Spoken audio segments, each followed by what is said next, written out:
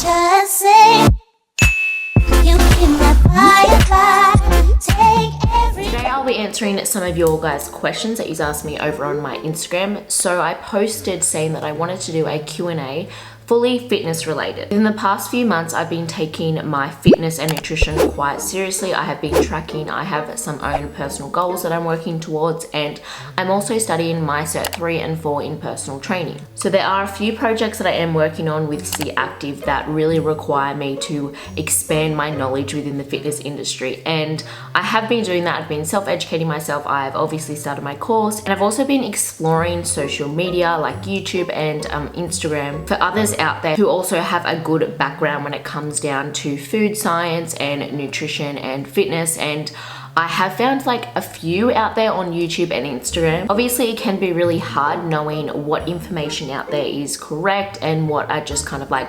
fad like diet trends in order to just basically take your money. So that is why it is super important to self-educate yourself, so then you can be more aware of what information is actually correct. Baby, like smooth. What? Can you teach me how to? So I have your guys' questions here, and I'm also going to be interviewing someone who I've looked up to in the YouTube industry, in the fitness industry for so long. Christine is a qualified nutritionist, and she's actually a food scientist and nutrition expert. And the reason why she's caught my attention is not only because I've been like a long time subscriber to her, just the way she gives out nutrition advice and her outlook towards it all is really in line with mine. She's all about creating a healthy relationship with food, with your body, and with exercise, and also exposing the science behind it all. There we go. Hello. Hi, can you hear me? I can hear you. How are you? Excellent. I'm good. How are you? Good, good. We are so excited to have you on board on my YouTube channel today. I'm so excited to be here. Yeah, thank you so much for answering these questions. I was just saying how much I have looked up to you within the YouTube and fitness industry for so long. And purely because like not only are you so creative, but you're so well knowledgeable within fitness and health. And I feel like we're super in line in what you're all about. Like you're all about creating like a balance and also having like a healthy approach. Absolutely. No, thank you. It's an honor to be here. No, thank you. So could you tell us a little bit how you've got into the YouTube industry and why you started with fitness and nutrition? Yeah, absolutely. I actually kind of got here by accident. I'm a chemical engineer and food scientist. Yeah. So most of my career was very professional, meaning, I worked for Fortune 100 companies, and I was working for DuPont. I'm a chemical and biological engineer. I have a bachelor's and master's in that field. And I started, after I left DuPont in 2008, I worked as a process engineer for 6 years. I branched out into the biotech field, got into nutraceuticals. I had the opportunity to become an owning partner in a dietary supplement manufacturing company. And at that point, I built an FDA registered plant. And I began like formulating supplements, all kinds of products that are commercially on the market for other companies. And my curiosity was piqued in around 2009 when I was like, you know what? I really want to get abs. I really want to adapt this lifestyle because I used to be a marathon runner. And even though I had all this knowledge, I never was able to get it right for myself. I was convinced that if I ran a lot and ate a little, I would look the way I wanted to look. But it just didn't work that way. And it wasn't until I started applying macros, until I started applying weight training, that I was able to experience my body changing. So I kind of came into this industry from the manufacturing side, started running my company's Instagram account. Then I said, you know what? I'm going to try to do a fitness competition. And I started competing around 2012. And caught the bug. I loved it. And then around 2013, people started asking me for advice. And I said, you know what? I just started getting so many people asking me questions that I started Gauge World Training actually as a side hustle from my main job, which was, running manufacturing plant that I owned. And then, here we are 7 years later. I have about a dozen employees. I have multiple companies now. We're a multiple seven-figure business. And I love what I do. And it wasn't until I started making YouTube videos that I realized how many people are confused about nutrition. Yes, How many, yeah. how many people are just getting it all wrong? And there's just such a need to make this very simple to understand. So many people are doing this the wrong way. I was one of those people wasting years and years of my life doing it wrong when there's a smarter way to go about it. I feel like we do need more people like you within the YouTube industry because, like I was saying, your everything is like science backed, and I feel like there's so much complicated information out there when it comes down to nutrition. And like you said, most people do think that running more and eating less is how you achieve your goals, but your body doesn't work like that. And unfortunately, we've been programmed to think that from social media and misled information. And that is why I do feel like we need more people like you. And I just love your approach towards it. So there's a lot of people who do have the knowledge, but the way they express themselves and create content doesn't actually interact well with people. Like it doesn't, people, they're just not attracted to it. And that's why we do need more people like you who are extremely creative and have the background of knowledge. Yeah, I think unfortunately in that people in academia, and I'm familiar with it from, my time in grad school, my time in industry, have a tendency to be a little arrogant with knowledge and science. And the thing is, at the end of the day, we're here to try to help people. And it's not about who's right. It's about trying to break it down in a way that's going to meet someone where they are. Yeah. And if you can't meet someone where they are, what's all the knowledge on the planet for if you just can't be a nice person? Because losing weight is hard. It's a struggle, especially for women. I'm sure you experience it with your followers. It's hard. We bring a lot of emotion to it. And a lot of times, we just need a little bit of grace and gentleness. Exactly. Because like you said, it is a journey and there's so many things that we do need to put into perspective. It's not just your eating, it's your daily habits, it's your relationship towards yourself, it's your stress levels. Like as women, especially, we experience like so many things that can interfere with our goals, and it's really about finding a way to make it all work and just not putting stress on yourself. Like I am someone who I do believe that, if you have a certain goal, work towards it, but also keep in mind that stress comes into play, life comes into play, social events come into play, and it's really important to be able to like find kind of like an eating habit that is going to work for you, whether it is you are working towards a goal or something. And that is why I do love your approach towards it. You're so knowledgeable, and you like, I'm all about having that balance where yes, eating healthy and going out and, like eating bad food whenever you want. But if you have a certain goal, be smart towards it. And there's a way where you can do that, where you aren't restricting yourself and you're not depleting yourself from food. And that's why I'm someone who I do really like the whole macro approach, because not only is it the way to get there, but it's just such a more relaxed approach. How do you work out how many calories and macros you need per day? So that's a fantastic question, and there's a very simple science-based way to go about it. So it's going to depend on your goal. The first thing you're going to need to know is your BMR, or your basal metabolic rate. That value tells you how many calories you need in a day to sustain your current body mass. Now, you can look this up online on an online calculator. They're quite accurate.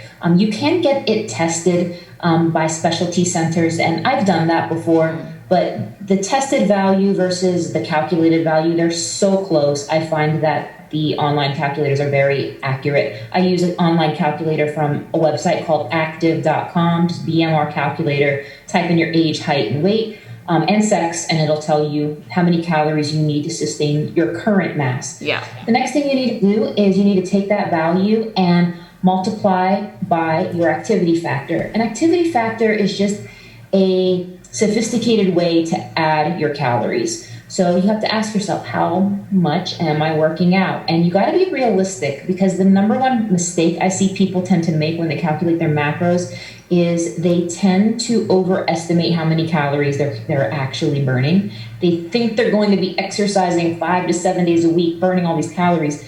I tend to tell people to be more conservative. So a conservative activity factor, if you're working out, let's say 3 to 5 times a week, but you're sedentary the rest of the day, I'd say, that's like a 1.4, something of that nature. So you take your BMR, you multiply it by your activity factor, that gives you your TDEE, or your total daily energy expenditure. That tells you how many calories you need to sustain your current mass. So that would be your maintenance macros, or maintenance calories, sorry. Now, if you want to lose weight, you would apply a caloric deficit. If you want to maintain, you'd stay the same. And if you want to gain weight, you would add to that value. And if all of that is kind of going over anybody's head, I actually have a free macros blueprint that anyone can download for free. It's on go.gaugelife.com, go.gaugelife, G-A-U-G-E, life.com. It's a free PDF. I will Make sure you also check your pop the link in the folder. description, guys, so it'll be the first link there. So that's how you would determine your caloric intake. I've used macro calculator, I think it is. I just typed up macro calculator and it was the first one that popped up. And it was good because you could actually press whether you wanted to gain muscle or lose weight, etc. and it would calculate it all for you. Except, yes, it can be hard because there's so many different sites. Like I was doing my boyfriend's the other day and one site said he had to have, like, to lose weight, he had to have like 3,000 calories. He's huge, 3,000 calories was his like calorie deficit. I was like, oh my god, and like to put on muscle, Jesus. But then another one was like 2.5, and then another one was like 3.5, so they were huge jumps, and I was like, oh. Yes. You can get a body scan done as well, but I found my body scans were quite accurate to the one that I was using on Google, so that was the macro calculator. Great. But I'll have to use your blueprint. I'm excited to see It's really easy. It's a step-by-step template. It's in 10 steps. Tells you how to calculate your macros. Easy, done. Yeah, because also like ratio-wise, I feel like people are quite confused in what to have their ratio. You know how there's like carbohydrates, fat, and protein. Does that, with the blueprint, does it also tell them how much they... So with the blueprint, I walk people through two main approaches. I walk them through what I call the bodybuilder approach. The bodybuilder approach is a high protein, low fat, moderate carbohydrate approach. It's quite effective. And I'll also walk you guys through a ketogenic approach, which is a high fat, low carb approach to nutrition. So both approaches work, but they have different fat loss mechanisms. So the bodybuilder approach has the mechanism where it puts your body in a positive nitrogen balance due to the high protein content. And as a result, that forces your body to utilize fat as a fuel source. Now, a ketogenic approach is very high in fat, very low in carb, and depletes your body of carbohydrates, which forces your body to create a different source of fuel, which is ketones, running your body off of healthy fats for fuel. Now, there are actually other approaches and a wide range in between those two that are effective. And what I find the number one question I need to ask someone to figure out what macro ratio split they really need to be following is somebody's tolerance level to carbohydrates. For most healthy people, meaning you don't have any issues with carbohydrates, you eat carbs, you don't have any issues with your insulin, you're not pre-diabetic, you're not experiencing any brain fog, insulin resistance, any fatigue, any issues to get the glucose into your cells. Because if you eat a carbohydrate and what happens is your pancreas releases insulin, insulin will shuttle the glucose out of your blood and into the cells. That's what's supposed to happen in a normal, healthy person. Some people have what's called insulin resistance, where that doesn't happen, and they cannot receive that energy inside their cells, so they're starving on a cellular level. And this happens, it's a lot more common in a lot of people. I see it with women who have hormone imbalances. It starts happening over 35, over 40, and they can't fuel themselves off of carbs. So they need to start shifting towards a higher fat, lower carb approach. So a lot of it's going to depend on your relationship to carbohydrates. But if you're an athlete, if you're healthy, if you don't have any issues with carbohydrates, I would push more people towards that bodybuilder style approach, meaning the higher protein, the lower fat, moderate carb. But then at the end of the day, it's also going to be what can you stick to. Some people do fantastic on keto because they like it. It's sustainable for them. But it's not where I would encourage most people to begin. Yeah. Which like you said, both approaches do work, but it really just comes down to knowing yourself and knowing what is going to work for you. And like what you're saying, different bodies completely work so differently. And I'm very mindful of like me and my body. And I have tried keto before. I've tried paleo. I feel like it is good to have trial and error, but also don't think that it has to work for you because it works for other people when you are testing this out. Come with an open mind, and me from experience, I know that I do work really well with carbohydrates in my body, like because I do train and everything like that, and I don't have any like issues with carbohydrates. What would be your 3 most important steps, keys to start this shredding and to maintain it? Also, I absolutely love your work and I'm so grateful that you are sharing this experience. So could you give your 3 most important steps and keys to like a shredding phase and how you would stick to it long term? And then I'll share kind of like my experience. I think I got asked this question because I'm currently sharing that I'm going through like a mini like shred with like, that's just kind of like my goal at the moment. I am wanting to like expand my own knowledge when it comes down to macros, and I want to just use myself as my own little guinea pig, I guess. Yeah, so I'm going through this like mini phase, nothing too extreme. I'm just becoming more aware of my food, my daily intake, and just not, you know, overdoing it with like alcohol and on the weekends, and just upping my cardio and everything like that. So nothing too extreme, but I have just wanted to share my experience with everyone. So what would be your 3 like top tips? So the first tip is you can't compete with what you eat. So many people think that fat loss is something that it's about just working out harder and you can eat whatever. And the answer is a complete no.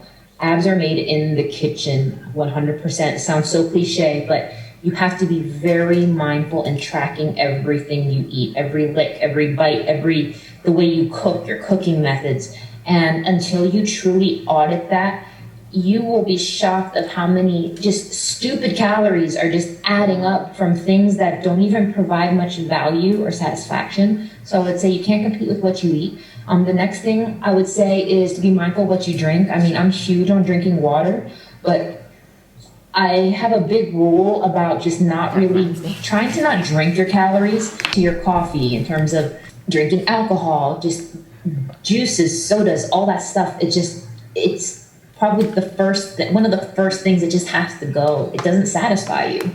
It doesn't satisfy you, doesn't fill you up. And then on top of it, you can't compete with what you eat. Don't drink your calories. You gotta be patient. You have to be patient. I think that if you start taking this really, when someone's shredding, you're expecting a result, and it's really easy to be hard on yourself. It's really easy to take this, am I there yet? Am I there yet? You have to just take it a day at a time, focus on the habit, focus on the routine, and just do your best. I don't expect it to happen overnight. So I'd say you really got to be ready to dedicate weeks and weeks. All of them answers are literally ones that like I had in mind. Like, I personally feel like it is really important to become aware of the macros and how much calories are in food. Like, you'd be so unaware of how much calories can be in like certain foods. And also weighing is super important, like, because if you're just eyeballing it, like a tablespoon of peanut butter and a tablespoon of peanut butter are completely different. Such a big difference. Such a huge difference. And it's just really becoming more mindful of that and taking the time out to, you know, count your macros, becoming more aware of the macros, becoming more aware of food. So like educating yourself more with what food is going to make you feel a certain way, what food you should have before training, after training, and not complicating it. So that would be a huge one for me. I find people complicate it with, oh, I can't have carbs too late at night, or, you know, I need to be making sure that I have protein at this time of the day and that I drink this and have this. And they have this kind of like all or nothing approach where it's, I can only eat healthy and that's it. But really, especially when you're counting your macros are there to become more aware of that you can be more flexible, just kind of stick it within your macros and your daily calorie intake. And I find if you feel like it's a diet, you're kind of doing it wrong, because it shouldn't be that way. You shouldn't feel so deprived and restricted because you are able to have that flexibility. And if you do feel like it is a diet, you're less likely to stick to it for a long period of time. And like what you're saying, you do need to be patient. And if you're dieting and you're so strict and you feel deprived, you're not going to want to stick to that for a long period of time at all. Yeah, so I just, because like even for me through this shredding stage, I find that I have been fluctuating quite a fair bit because I'll, go out on the weekends or I'll do something, but I'm still working towards my goal. And that's what I'm wanting, that approach. I've allowed myself a more bigger window where it's, because I've been wanting to do it before summer and before my photo shoot. So I've made sure that I've started not just 2 weeks beforehand, I've started a few months, so then I can kind of take the time to creating better habits and also have that flexibility where I can still go out on the weekends. Yes, my progress is going to be prolonged a little bit more, but I would prefer that, being able to have a more lenience within my weekends and within my food. And I just feel like it is so important to just relax and have that patience, exactly like what you were saying, because I've noticed within myself, it can be a little bit stressful because I'm like, I haven't achieved a goal in 5 days, what the hell? No progress has been made. So it can be really stressful, and sometimes you do feel like just completely giving up altogether, but just realize that consistency is everything. It doesn't have to be a diet. And that's something that I find a lot of people, that's where they go wrong, is they feel like they need to diet and they cut out certain food groups altogether. And like what you're saying, a lot of people think carbohydrates are bad, and it's completely wrong. I work so well with carbohydrates, and I know that if I've actually had a day where, yes, I've hit my calorie intake, but I haven't had as much carbs, I'll wake up the next day feeling depleted, not wanting to do my workouts, and hangry AF, and then end up eating a bacon and egg roll. I think the thing that's misunderstood about carbs is the fact that when you eat a carbohydrate, it spikes your insulin. And insulin has two properties. Insulin is a muscle building hormone, but it's also a fat storing hormone. And there's a tipping point. So the body has a certain ability and a certain capacity to hold so many carbohydrates in your cells. So for instance, in your muscle cells, plus your liver, plus a little bit of blood glucose, so your carbs are stored in 3 places, your body can store roughly 500 to 550 grams of carbs. Now, after that, after you exceed that, that's when it's going to start getting stored as fat.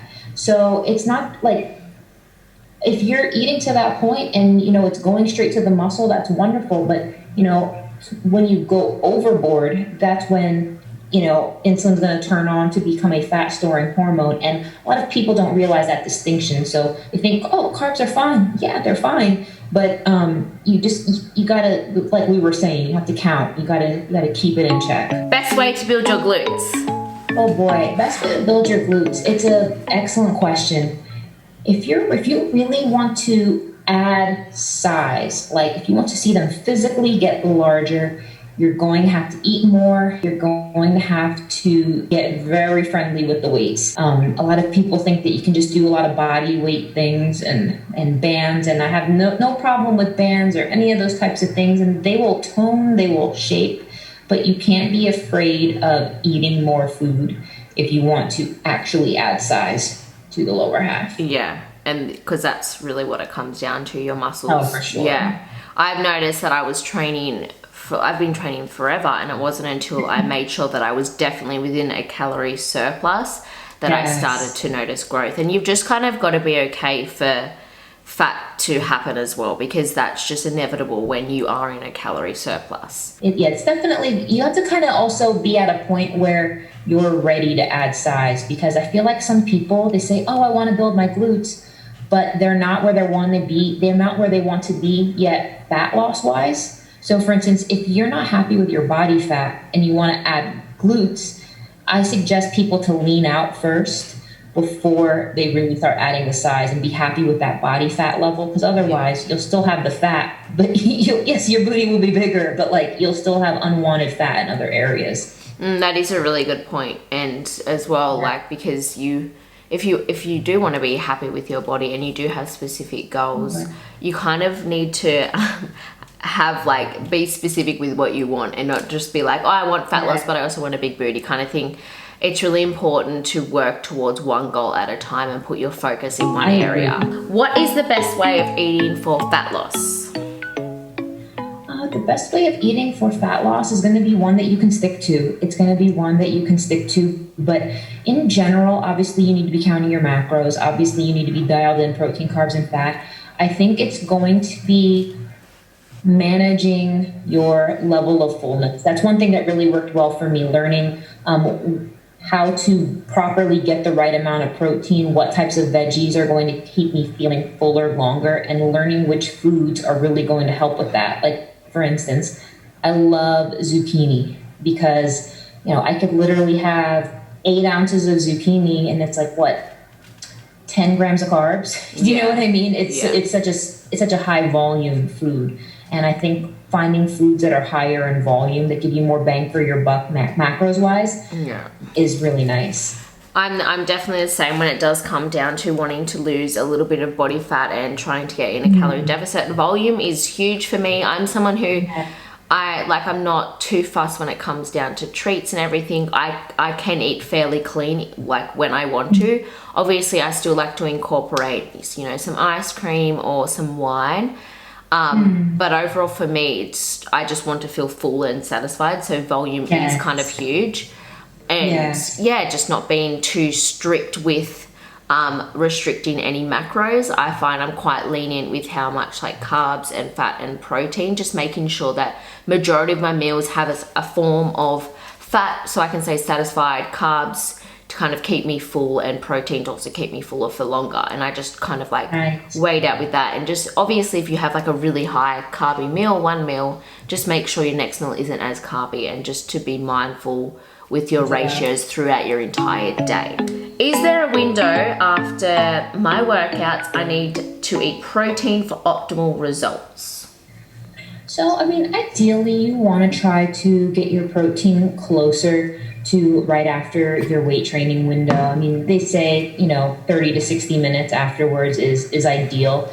But and I agree to a certain extent, but it's also just important to hit those numbers at the end of the day. I do think you're going to maximize your benefits if you are taking a fast absorbing protein after a weight training session. So ideally you want to aim for 30 to 60 minutes, but I've still had great results where I wasn't always following that to the exact minute. So I would aim for it, but I wouldn't give yourself a migraine over it if you miss it by a few minutes here or there. I feel like there's so many other things you should be focusing on rather than the timing of the day and the windows and when to eat what.